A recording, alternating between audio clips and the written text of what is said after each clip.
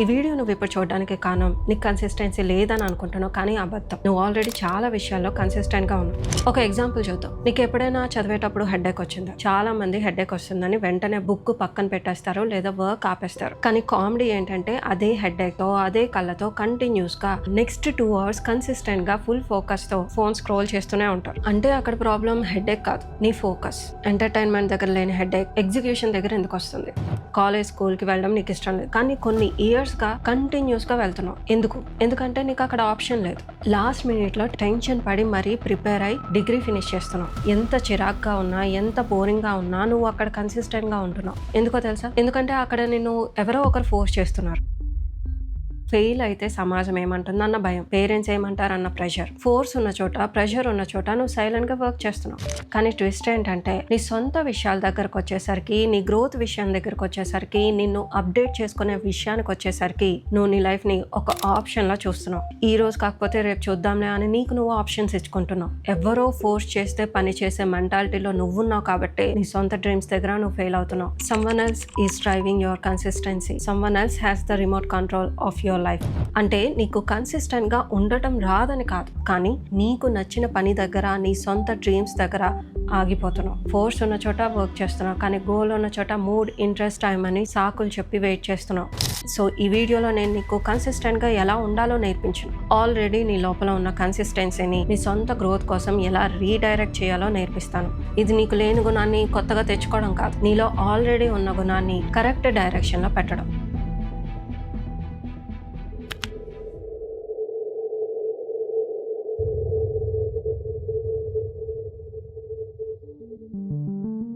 నీ దగ్గర plan B ఉంది కాబట్టి నీ ప్లాన్ ఏ చచ్చిపోతుంది. నీ బ్రెయిన్ నేను తెలివిగా మోసం చేస్తుంది. రేపు చూద్దాంలే అని నీకు ఆప్షన్స్ ఇస్తుంది. నువ్వు ఆ ఆప్షన్ ని చూస్ చేసుకున్న మరుక్షణం నువ్వు నీ బద్ధకానికి బానిస అయిపోతావు. అసలు కన్సిస్టెన్సీ అంటే ఎప్పుడు ఒకేలా ఉండటం కాదు. కన్సిస్టెన్సీ అంటే అసలు ఆప్షనే లేని ఒక స్టేట్. నీకు బ్యాడ్ హ్యాబిట్స్ కి మోటివేషన్ అవసరం లేదు, నీ నెగిటివ్ థింకింగ్ కి మోటివేషన్ అక్కర్లేదు. ఎందుకంటే అవి నీ కంఫర్ట్ జోన్స్. నీ బ్రెయిన్ ఎప్పుడు కొత్తదనం కోసం వెతుకుతూనే ఉంటుంది. అందుకే నువ్వు ఏదైనా మొదలు పెట్టగానే వెంటనే ఆపేస్తావు. నీకు యాక్చువల్ గా ఆ పని బోర్ కొట్టడం కాదు, నీకు నీలో ఉన్న ఆ పాత ఐడెంటిటీని వదలడం ఇష్టం లేదు. కన్సిస్టెన్సీ అంటే ప్రతిరోజు అద్భుతంగా పనిచేయటం కాదు, అన్నింటికన్నా వర్స్ట్ డేలో కనీసం ఒక్క అడుగు ముందుకు వేయటం.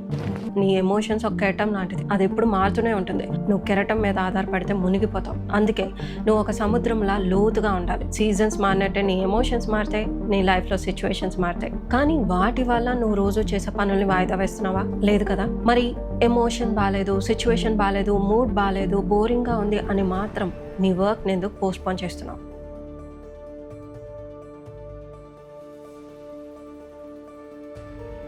ఇప్పుడు నేను చెప్పిన కన్సిస్టెన్సీ ప్రాబ్లమ్స్ అన్ని నా తప్పు కాదు, నా మెథడ్ ప్రాబ్లమ్ అని అంటారు. నా బ్రెయిన్ వినట్లేదో అంట, కానీ నేను మాత్రం ఇది ముమ్మాటికి నీ తప్పనే చెప్తాను. ఎందుకంటే నీ బ్రెయిన్ సక్సెస్ కోసం కాదు, సర్వైవల్ కోసం వైర్ అయ్యి ఉంది. ఆ విషయం తెలిసి కూడా నువ్వు ఇంకా నీ బ్రెయిన్ ని రీవైర్ చేయలేదంటే అది అక్షరాల నీ తప్పే. నీ మెథడ్ లో ఉన్న ఎమిగ్లా నిన్నెప్పుడు సేఫ్ గా, కంఫర్ట్ గా ఉంచాలని చూస్తుంది. అందుకే ఏదైనా కష్టమైన పని అంటే చదువు లేదా వర్కౌట్ మొదలు పెట్టగానే అది నీకు డేంజర్ సిగ్నల్స్ ని పంపిస్తుంది. అందుకే నీకు సడన్ గా నీరసం వస్తుంది, తలనొప్పి వస్తుంది, నిద్ర వస్తుంది. నువ్వు రెస్ట్ తీసుకోవాలని డిమాండ్ చేస్తుంది. ఇది నీ బాడీ ఇస్తున్న సిగ్నల్స్ కాదు, ఇది నీ మైండ్ నిన్ను ముందుకు వెళ్ళనివ్వకుండా ఆపటానికి వేస్తున్న ఒక వేషం. ఒక సర్జన్ కి ఆపరేషన్ అంటే బోర్ కొట్టొచ్చు, కానీ అతని ఎమోషన్స్ ని, ఆప్షన్స్ ని బేస్ చేసుకొని ఆ పనిని ఆపితే అక్కడ ఒక ప్రాణం పోతుంది. నువ్వు కన్సిస్టెన్సీని ఆపితే ఇక్కడ ఎవరో కాదు, నీ ఫ్యూచర్ సెల్ఫ్ ప్రాణం పోతుంది. ఫ్యూచర్ లో నిన్ను నువ్వు కోల్పోవటానికి ఇప్పుడు నువ్వు చేస్తున్న పన్నాగం ఇది. నువ్వు రాత్రులు 2 AM దాకా రీల్స్ స్క్రోల్ చేస్తావు, దానికి డిసిప్లైన్ అక్కర్లేదా? అక్కడ కూడా డిసిప్లైన్ ఉంది, కానీ అది నెగిటివ్ డిసిప్లైన్. నీ బ్రెయిన్ ఆ చీప్ డోపమైన్ కి ఎడిక్ట్ అయి దాన్ని కన్సిస్టెంట్ గా చేస్తుంది. But here where it gets dangerous. నువ్వు ఎంత ఎక్కువ కాలం సాకులు చెప్తే నీ బ్రెయిన్ లో ఆ ఫెయిల్యూర్ పార్ట్స్ అంత స్ట్రాంగ్ అవుతాయి. ప్రతిసారి నువ్వు రేపు చూద్దాంలే అనుకున్నప్పుడు నువ్వు ఒక ప్రొఫెషనల్ లూజర్ గా మారటానికి నీకు నువ్వే ట్రైనింగ్ ఇచ్చుకుంటున్నావు. గుర్తుపెట్టుకో, నీ బ్రెయిన్ కి నువ్వు కోటీశ్వరుడు అవడం అవసరం లేదు, కానీ దానికి కేవలం నువ్వు బ్రతుకుంటే చాలు. నువ్వు మాస్టర్ అవ్వాలంటే నీ మెదడులో ఉన్న ఆ పాత సాఫ్ట్వేర్ ని డిలీట్ చేసి కొత్త కోడింగ్ ని రాయాలి. అది నీ పని, నీ మెదడు పని కాదు. సైకాలజీ ప్రకారం నువ్వు ఒక పనిని మొదలు పెట్టడానికి నీ దగ్గర కేవలం 5 సెకండ్లు మాత్రమే టైం ఉంటుంది. ఆ 5 సెకండ్ లోపు నువ్వు బెడ్ దిగి ఆ లూప్ నుంచి, ఎడిక్షన్ నుంచి వచ్చి యాక్షన్ తీసుకోకపోతే నీ మెదడు తిరిగి నీ మాట వినటానికి దానికి నీకు పెద్ద వరల్డ్ వార్ జరగాలి. ఒకటి మాత్రం గుర్తుపెట్టుకో, సక్సెస్ అయిన వ్యక్తులు ఎప్పుడు మోటివేషన్ గురించి మాట్లాడరు, వాళ్ళు సిస్టమ్ గురించి మాట్లాడతారు. వారికి ఇష్టం ఉన్నా లేకపోయినా ప్రతిరోజు అదే బోరింగ్ పనిని రిపీట్ చేస్తారు. ఎందుకంటే వాళ్ళకి తెలుసు కన్సిస్టెన్సీ లేని టాలెంట్ చెత్త కుప్పతో సమానమని. ఇప్పుడు చెప్పు, ఇంకా నీ బ్రెయిన్ చెప్పే సర్వైవల్ కబుర్లు వింటావా, లేక నీ ఫ్యూచర్ కోసం దాన్ని రీవేర్ చేస్తావా? ఇప్పుడు నేను నీకు ఒక రియల్ స్టోరీ చెప్తాను. ఇది విన్నాక నీకు కన్సిస్టెన్సీ అంటే డెఫినేషన్ మారిపోతుంది.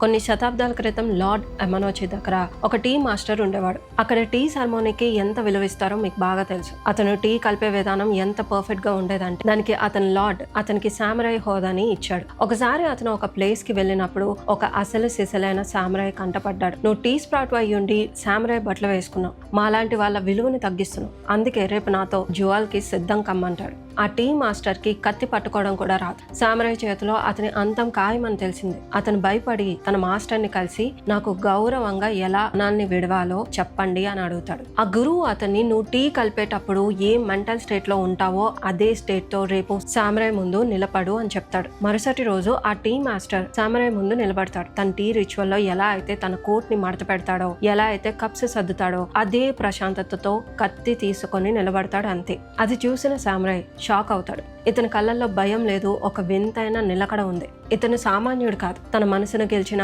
వీరుడు అని భయపడి ఆ సామురాయ్ క్షమించమని అడిగి వెళ్ళిపోతాడు.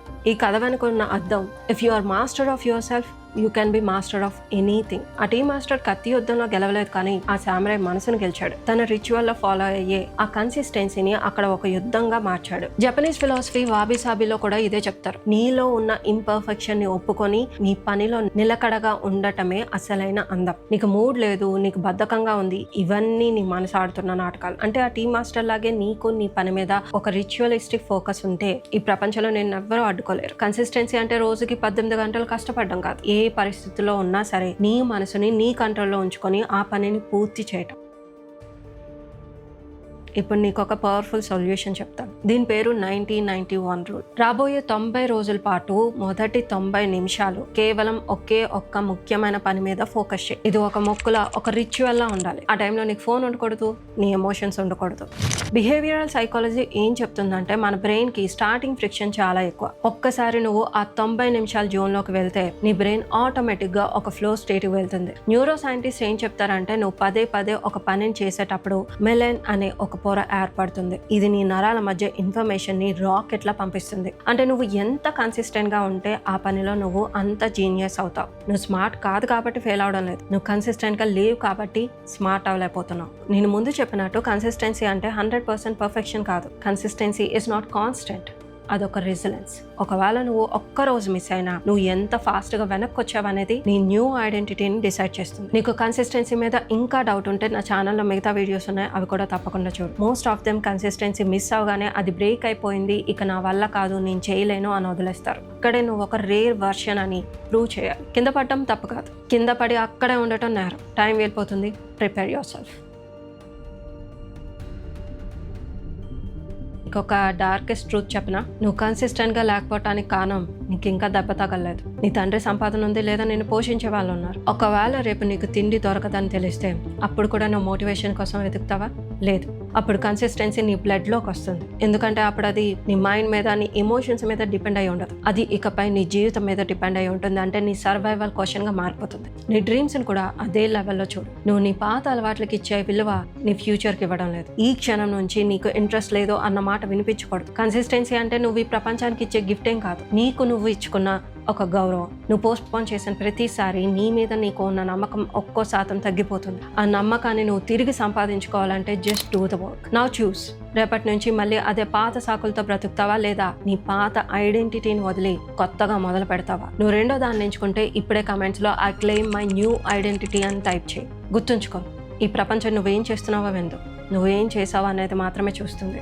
Are you master of your mind or a slave of your emotion?